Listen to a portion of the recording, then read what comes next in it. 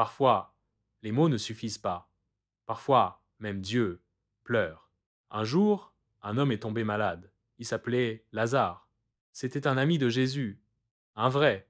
Il vivait dans un petit village appelé Béthanie, avec ses deux sœurs, Marie et Marthe. Quand il est tombé gravement malade, ses sœurs ont immédiatement envoyé quelqu'un prévenir Jésus. Seigneur, ton ami que tu aimes est malade. Mais Jésus ne s'est pas précipité. Il a attendu 2 jours entiers. Puis, il s'est mis en route. Quand il est arrivé, Lazare était déjà mort. 4 jours. 4 jours dans le tombeau. Et les larmes coulaient déjà depuis longtemps. Et elle a dit ces mots lourds de tristesse, mais remplis d'une étrange foi.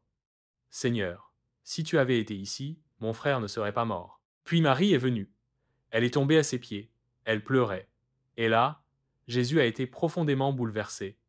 Pas parce qu'il avait échoué, pas parce qu'il doutait, mais parce qu'il aimait. Il savait que quelques instants plus tard, Lazare sortirait vivant. Il savait que la mort ne gagnerait pas. Et pourtant, il a pleuré. Pourquoi? Parce que devant la souffrance humaine, Jésus ne reste pas insensible. Il entre dans nos douleurs, il les ressent, il les porte.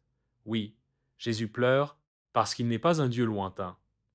Il est proche, humain, présent. Il pleure quand tu perds quelqu'un.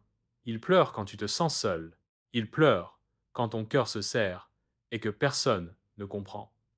Il pleure avec toi. Puis, il s'est approché de la tombe. Il a levé les yeux vers le ciel. Et il a crié. La mort a reculé. Et l'espoir a pris la place des larmes. Tu te demandes encore si Dieu comprend ta douleur? Regarde Jésus. Regarde ces larmes. Elles sont pour toi. Abonne-toi à Lumière biblique. Parce que chaque larme que tu verses, il la voit.